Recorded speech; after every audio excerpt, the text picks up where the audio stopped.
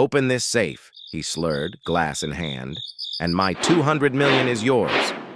The room froze. 6 days. That's how long it had been since the vault locked shut. 6 days since the CEO who trusted no one couldn't access the thing he thought would protect him from everyone. Now, with a fortune trapped behind steel, he offered a prize no one could refuse. The experts had failed, the technology had failed, his memory had failed, but someone had been watching, someone quiet, small, unseen. 10-year-old Elias Navarro stood up from the corner of the room, where no one had noticed him for hours. The son of the housekeeper, the boy the billionaire mocked, dismissed, degraded, was about to change everything. What happens next will leave you breathless. But before we show you how a child did the impossible in 60 seconds, you need to know this wasn't just a locked safe. This was a vault of secrets, of power, of everything a man wanted the world to never find out. This is a story about arrogance, about injustice, and about what happens when the underestimated step into the light. Because sometimes, the smallest voice carries the biggest key. César Delacroix didn't just crave control. He demanded it. At 52, the tech mogul behind Delacroix Dynamics was a man built on suspicion. His companies tracked everything. His employees were watched. And his estate? His estate was a fortress. 12 acres of razor-edged precision, fountains that sprayed filtered water in symmetrical bursts, gardens trimmed to fractions of inches, cameras, sensors, gates that could stop a tank. Inside the mansion, floors gleamed with Italian marble, imported artwork stared down from the walls, souvenirs of a life spent collecting and discarding. But none of it brought him peace, not the money, not the silence, not even the loyal staff who moved like ghosts around him. He didn't believe in loyalty. He believed in leverage. 6 months before the collapse began, César summoned engineers from Zurich to his private study. He wanted a vault, but not just any vault. No codes, no electronics, no resets, no backups, he'd said, swirling a glass of 18-year-old scotch. If someone holds a gun to my head, they still don't get what's inside. The Swiss engineer raised an eyebrow. And if you forget? I don't forget. They designed it per his madness. Resistance Class 7, military grade, 6 feet tall, 4,000 pounds of reinforced alloy, a purely mechanical lock, no wires, no software, no back door, no digital footprints. The tumblers inside could defeat even the most sophisticated manipulation attempts. When it arrived, César watched the crew bolt it to a slab of reinforced concrete. He dismissed them before the first test. Only he would ever see it open. And when he did, 3 turns left to 38, 2 right to 71, 1 left to 92, final right to 11, it opened with the click of divine favor. He smiled. Inside, he placed the true currency of power. Bearer bonds worth 80 million, cash in multiple denominations, another 40 million. A ledger of shadow accounts stretching across Belize, Zurich, Panama, contracts, blackmail material in sealed envelopes, signed NDAs and settlement agreements, flash drives, real estate deeds, names, receipts. Everything that could destroy him, if it were ever seen. He called it the archive, because it didn't just store money, it held leverage, silent secrets. He poured another drink and stood admiring it. This was his legacy. Not the companies, not the awards, not the fake philanthropist titles. This was real power. A vault of insurance against betrayal, lawsuits, audits, ex-wives, regulators. He spun the dial, locked it tight, pressed his palm against the cool steel and whispered, "Perfect." He didn't see the shadow in the hallway. A flicker of movement, a pair of wide, curious eyes peeking through the cracked study door. Not a threat, just a boy. A boy no one noticed, but that boy noticed everything. Rosa Navarro never parked in the driveway. That was one of the unspoken rules. Staff didn't walk through the front doors, didn't use the main staircase, didn't speak unless spoken to.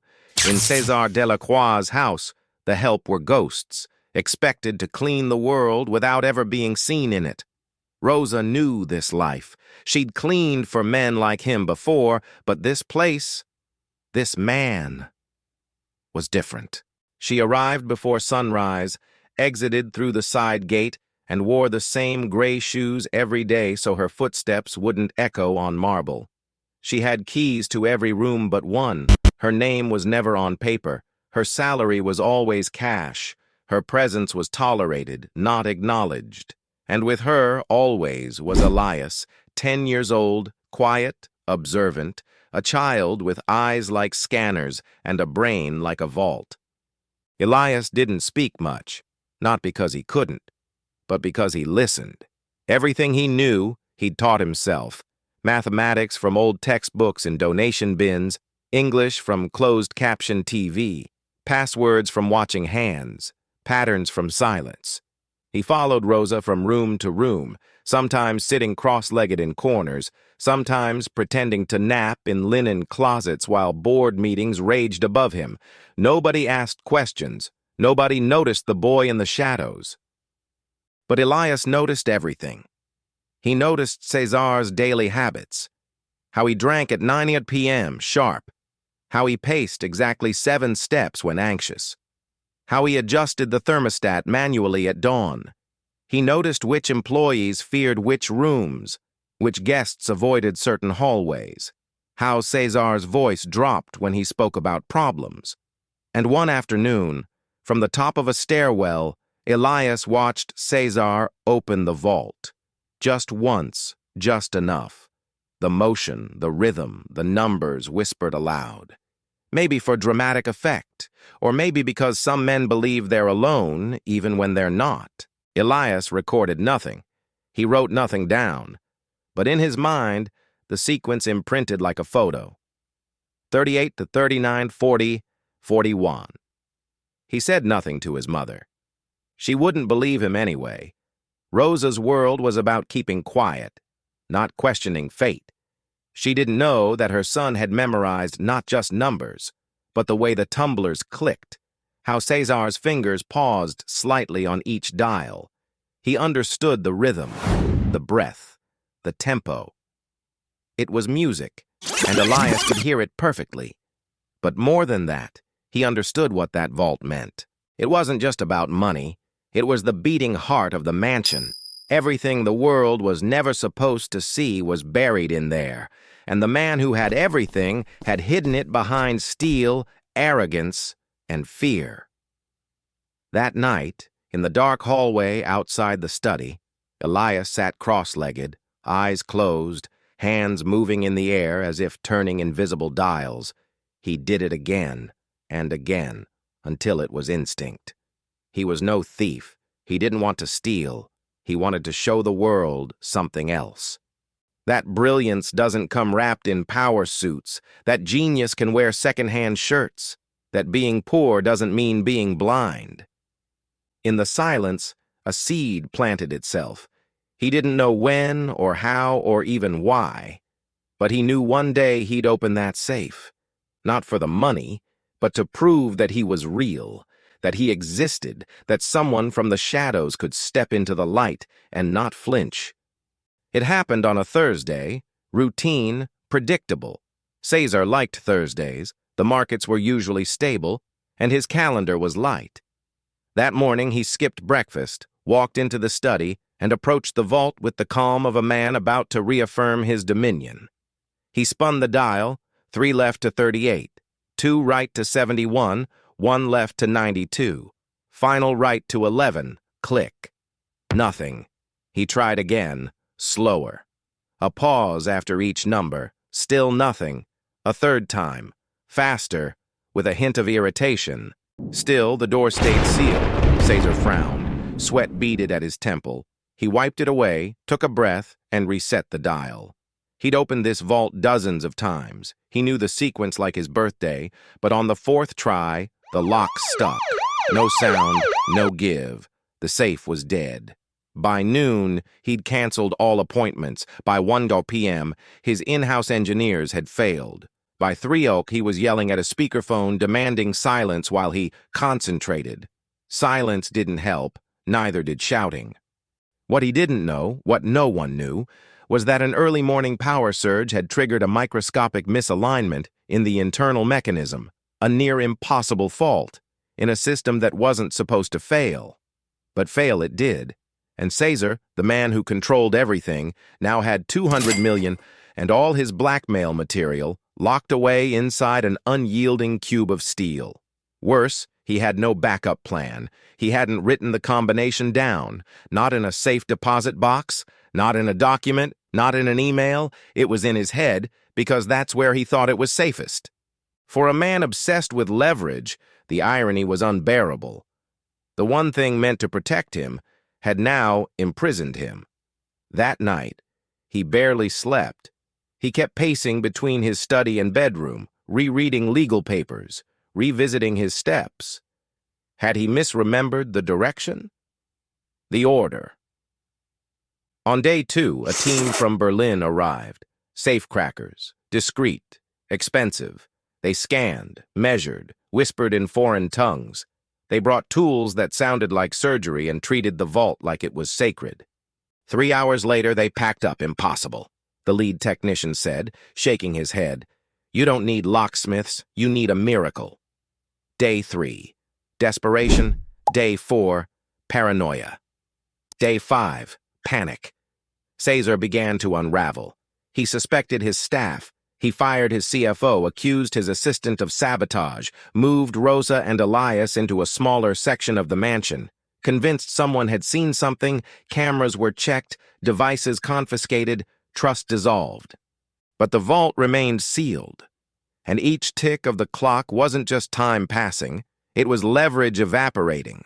Lawsuits, investigations, journalists, anyone could be circling. Without access to what was inside, he couldn't pull the strings, couldn't control the narrative, couldn't crush dissent. He was bleeding power, quietly, invisibly. His silence became louder than words. By day 6, he'd stopped pretending.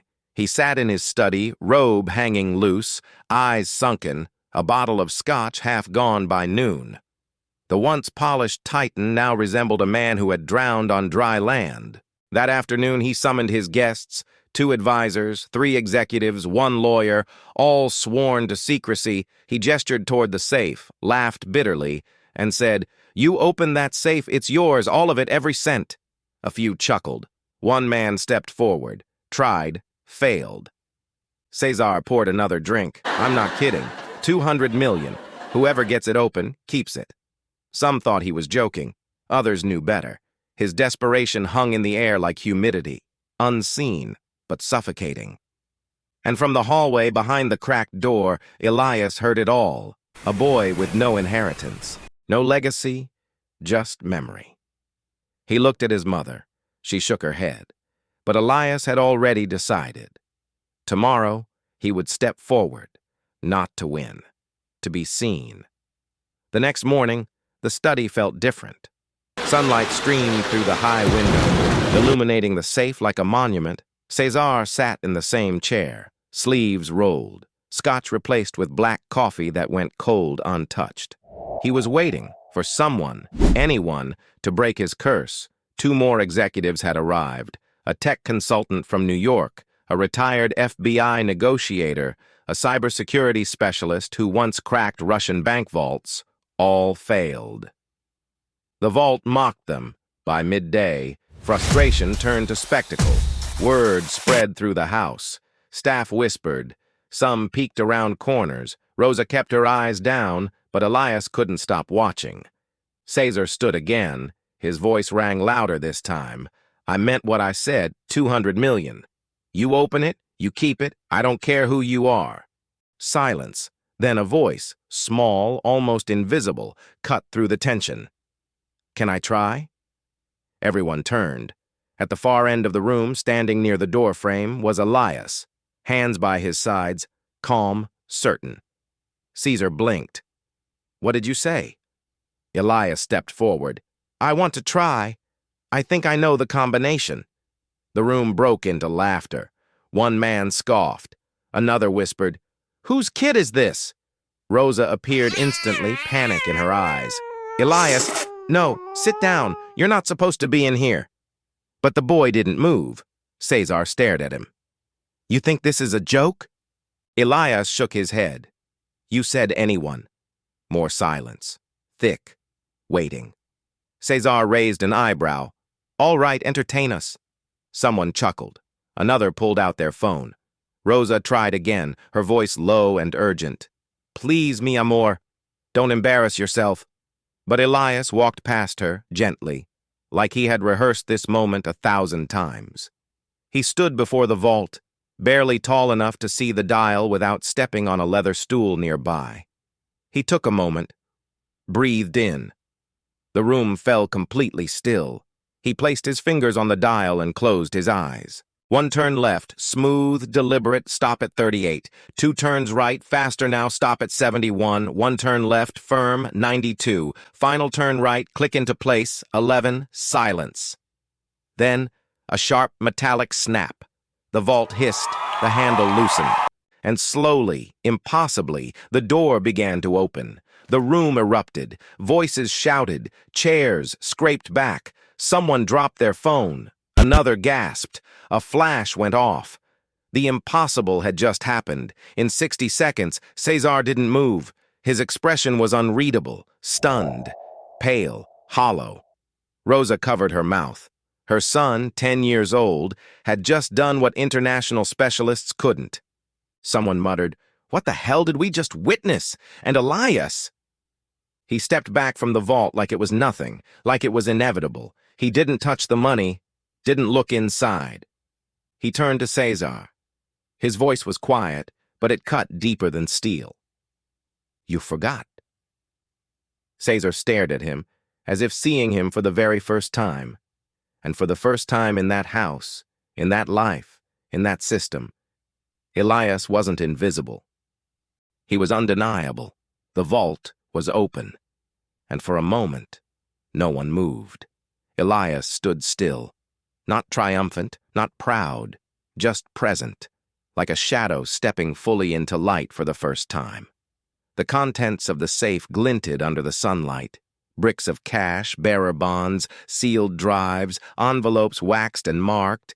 It was more than money. It was leverage, compressed into silence and secrecy. And the boy had opened it in under a minute. Cesar rose slowly from his chair. He walked to the vault in silence, peered inside, and placed his hand on the edge. His mouth opened, then closed again. His fingers trembled. His world had just shifted, but outside that room, his world was already collapsing. Unbeknownst to Cesar, the moment Elias spun the final dial, a low-level staff member had discreetly filmed it. Just a few seconds. Enough to capture the moment the impossible became real. It hit a private group chat first, then social media, then private Telegram channels, tech forums, newsrooms. Within an hour, the hashtags were trending. The Vault. Bax Elias Navarro.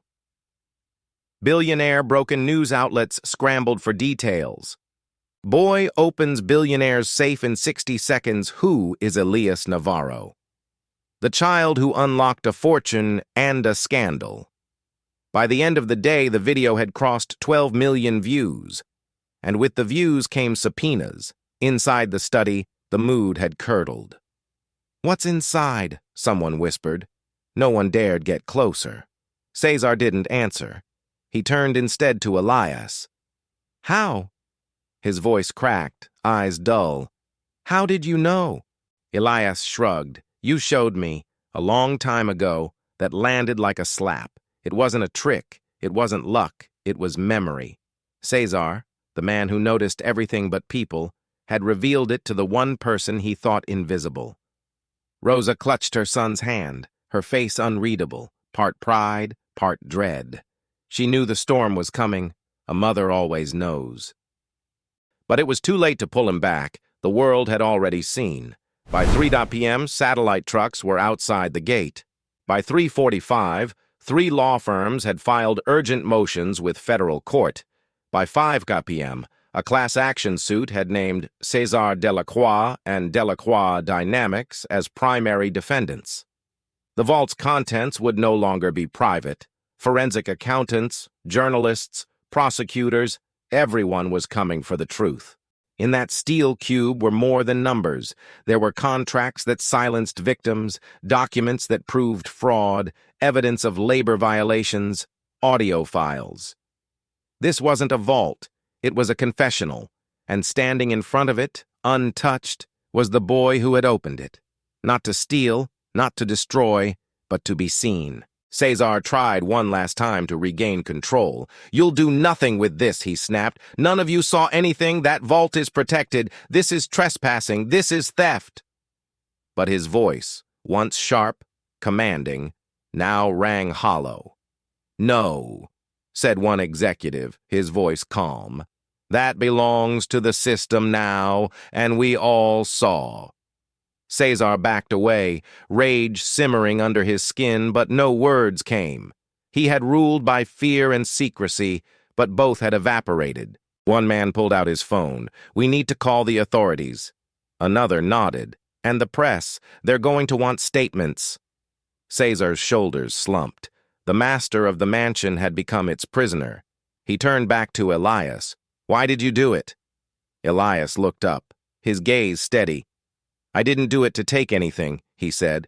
"I did it because you made me invisible, and I wanted you to see me." Silence. Not one person in the room laughed. He turned to Rosa, who still hadn't let go of his hand. She nodded once, just enough to say, "You were right."